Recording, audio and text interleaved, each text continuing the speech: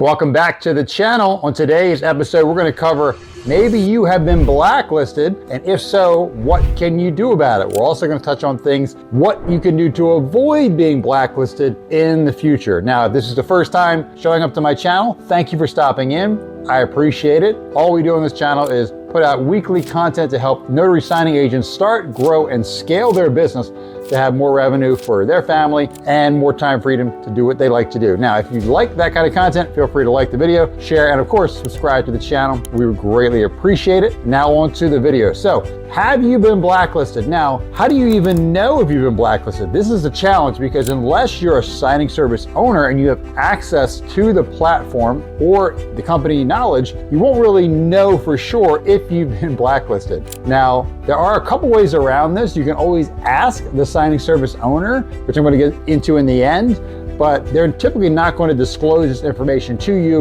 or what your reviews are unless you have a friend that's a signing service owner. So there's not much you can do about it. So the bigger takeaway is to avoid the huge red flags that most signing services have to get blacklisted. That way you can avoid this process, because I can tell you what happens when you are blacklisted. It's going to depend on company or the platform. So I'll give you an example for the platform. Now, Superlative Signings, we use the signing order platform. There are other platforms out there, major ones being SnapDocs, Notary Dash, Signature Closers, where other companies use that platform to farm out notaries, and they typically have review systems in place. They also have systems in place to let us know how many companies have blacklisted a notary and also why they blacklisted a notary. At least Signing Order does. I can speak to that particular platform. So it's very helpful to us as a signing service owner. We had that feedback from other companies. So when you are blacklisted, it's kind of a stain on your record. Now, it doesn't mean it's the end of the world.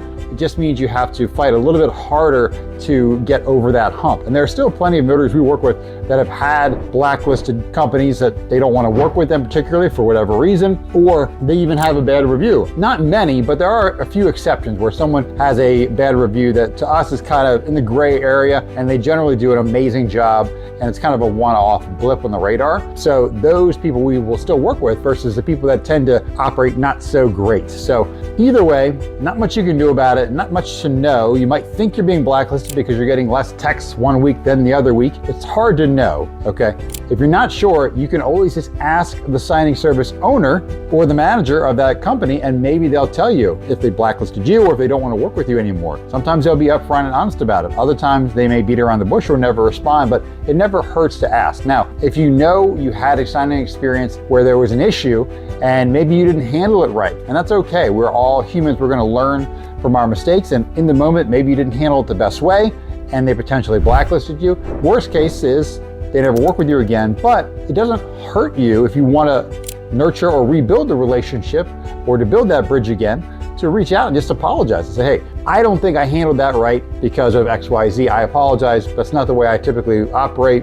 That's my mistake. I would love to work with you again.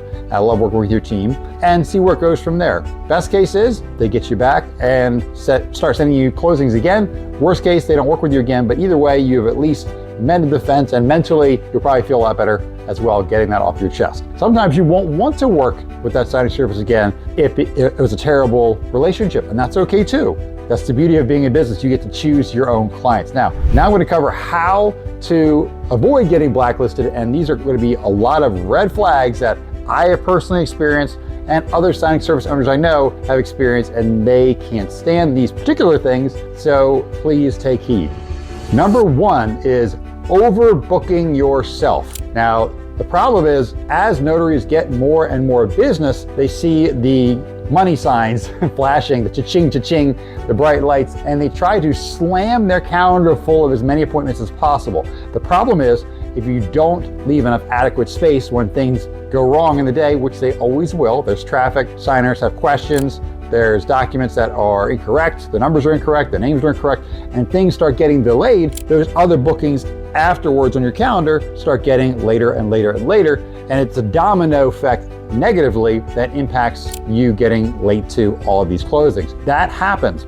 Other times, even if you are on time, there are a notary last month I worked with where they had a 1 o'clock closing for us, and I guess they had maybe a 3 and a 5 o'clock afterwards. And they literally, even though we reviewed their scans, gave them the thumbs up one time and said, please drop, make sure you make same day drop, cutoff wasn't until at least 5 o'clock at one of their local FedEx offices, they responded back, oh, I'm sorry, I had a couple other appointments afterwards and I'm now going to FedEx at like 6:30 at night. So basically just said F you to us and said, you know what, I'm doing my thing, I'm getting paid, I don't really care when your docs get dropped. Okay, so that's how you get a negative review and blacklisted. So don't overbook yourself. You're chasing the money, not the relationship. Yes, that day you got those closings, but you pissed off someone who could have given you thousands of dollars and now will give you $0. And everyone will see that review and that negative remark and they can decide not to work with you as well. So again, an example of someone being an idiot.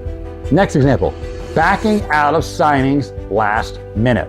Now, if you take a signing and you realize, oh gosh, immediately that, okay, I can't do the signing because of an appointment, I screwed up my calendar, and it's something rare, it doesn't happen that much, and you back out right away, give us plenty of notice, usually not a big deal if it's a one-off, because typically, that will happen occasionally, very rarely if you manage your time well and you have systems in place. But that's not what we're talking about. We're talking about if you have clearly accepted the signing and then the morning of or the night before a morning signing, you're backing out last minute. That's what we call last minute, meaning there's not a lot of time where we can actually find available closures because it's very late at night and no one's going to be even responding to the text messages, and then you still got to confirm the signing. So when you're backing out last minute, it leaves us high and dry.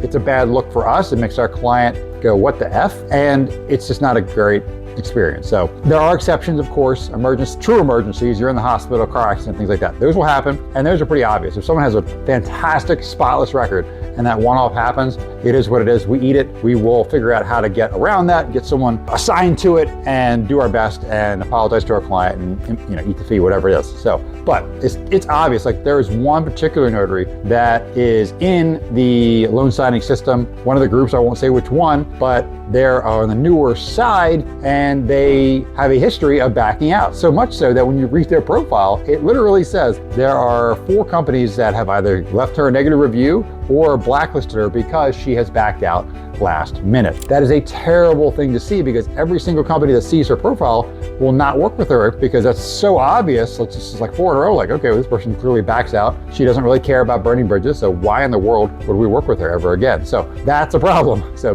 don't back out last minute, honor your commitments, except in extreme one-off cases. Next, communicating unprofessionally. So this could be many different forms. So one of them would be making our clients look bad. So if you go to the table and you're whining about, oh, I'm 10 minutes late because the title company was so slow in sending me documents, it was so last minute, or they had to make changes. That's just terrible. First off, you never want to bite the hand that feeds you. You never want to make the person that's paying your salary look bad. That's a terrible idea in general. FYI, you will get blacklisted and you will have negative reviews and you will lose a lot of future business for my company and other companies. Another way you can communicate unprofessionally is in emails or text or on the phone, being rude, being short, being demanding, being irritating, being aggressive, all those different forms. You always want to communicate professionally, even if it's about last minute documents or there's a sense of urgency because you have to drive from your house very soon, because you're not going to be late for the next appointments, so you're trying to get the documents. Still have to communicate professionally, not exclamation points, not 3 question marks, not with an attitude, always professionally, because that is the way to operate your business above board and not really piss people off. Next, not communicating at all, lack of communication or ghosting. So this is when you're assigned a closing and you never confirm, or you went to the closing and you never respond about, hey, the closing's done, and you don't mark the order complete. You don't communicate to us about when the scans are going to come in, when you're dropping at FedEx. Like, it's just ghosting. I just will text you, will call you, text you, call you, and it's crickets for hours. Again, quick way to get blacklisted and negative reviews. You are not communicating. And the only reason you would do that is because you're just a jerk, or you are so overbooked, you don't even have time to respond to your text message. You're just accepting everything. Either way, it's a terrible look. So ghosting or miscommunication or no communication, that's a bad look. Next, being defensive instead of accountable.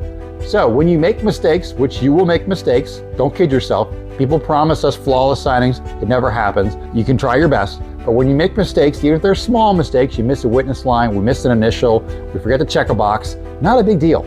Always be accountable. If you're always accountable and apologize and say, I'm sorry about that, I missed that, that's a new form for me, sorry about that, I'll get that corrected ASAP, my bad, we're good. You take care of it, you own up to it, we're good. When you get defensive, it's not a good look. You're arguing about it, and it makes us not want to work with you because you are not someone who will take accountability for their actions. Not the type of person we want to work with moving forward. We want people that are okay saying that they screwed up. We're okay when we screw up. We're okay saying that. You should be too. So always be accountable for your actions and in your communication. Next, not reading instructions. This one is a big one.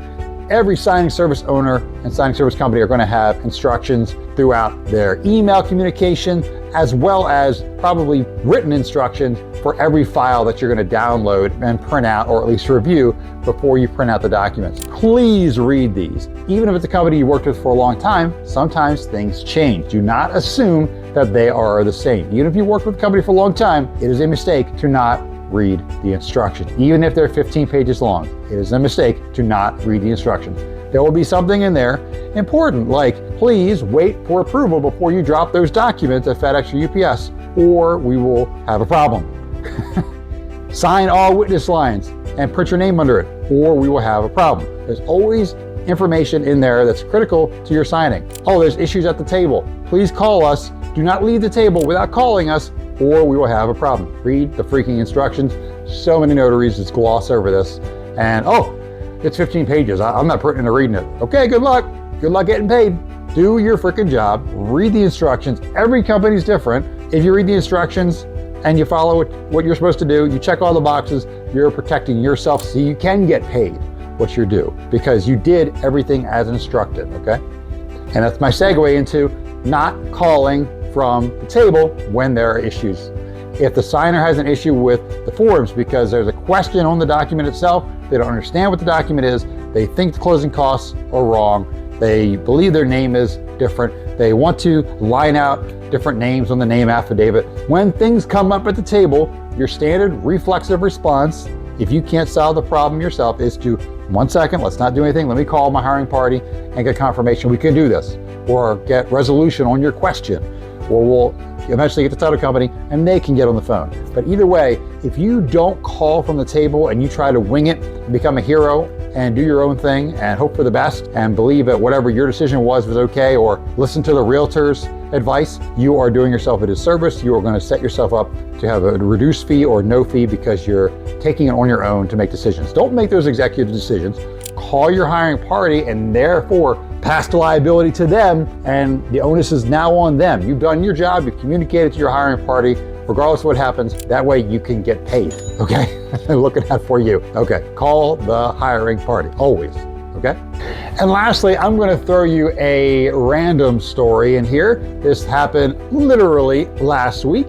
And we had a signer who we've used probably about 30 some times at this point, including multiple purchases. And we got the feedback from our client that the realtor that was at the signing was not happy because the signer or the notary wasn't that strong on the document knowledge, which is disappointing to us considering we worked with her a long time. And the more important scary thing, which some title companies are willing to overlook that because they think, okay, well, a notary is just a notary. They're not really a title agent. So they're not expecting the same knowledge as a title agent or settlement officer.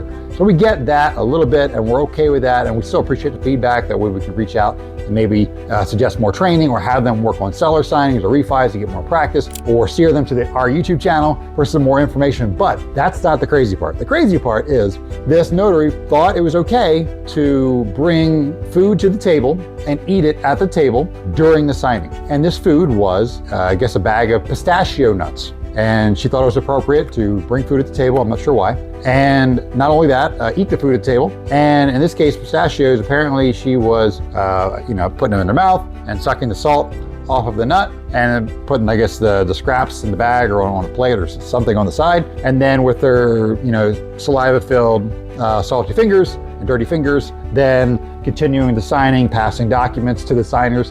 And that's pretty disturbing. So definitely don't bring food to the closing table, and you will avoid getting blacklisted. There's your fun story. Enjoy.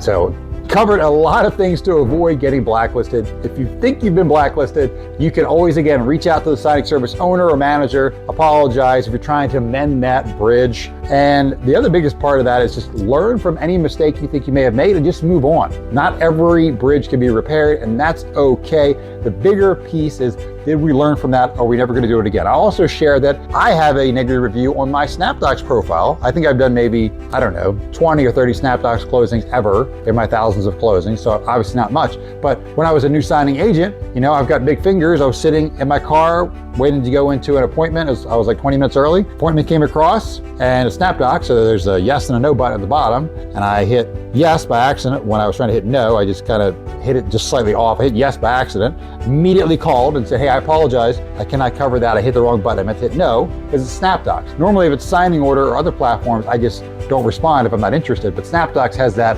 response rate, and I'm trying to keep my response rate up to, as close to 100% as I can, answering yes or no to everything. And I hit that, called, apologized. The person on the other end was extremely rude and a douchebag, and they left me a negative review. How do I know? Because as a signing service owner, I've marketed to many direct title companies. One of them uses a company on SnapDocs for their signing service, and I could see my profile, and they said, oh, they left you a negative review. I'm like, okay, never even worked with me, but got it. So it happens. It's not a big deal. It will not be the end of the world, clearly. So if you think you've been blacklisted, talk about those things I laid out in the video. Reach out, be proactive, but the biggest thing in here is just learn from your mistakes. Now, I hope this video has added value to you. And if you are a signing agent that has direct clients and you want to get paid 10% uncapped commissions, direct deposit from me and my company, all you have to do, email your title client with me CC'd, brad@superlativesignings.com, and just say, hey, Mr. and Mrs. Title Agent, Brad and his team at Superlative Signings will be happy to help you with those out-of-state closings I can't personally cover because I'm not commissioned in all 50 states. Bilingual, wrong, whatever it is they need, we are kind of a one-stop shop. If that doesn't appeal to you because you're thinking about starting a signing service, let me link this video right here about how to start a notary signing service. Very detailed. You're welcome. Enjoy it. And to everyone else who has stuck around to the end of the video at this point, I appreciate you. You are the diehards, the 1%. Thank you so much for watching to the end. Please like, share, and subscribe to the channel if you haven't already. And until next time, peace.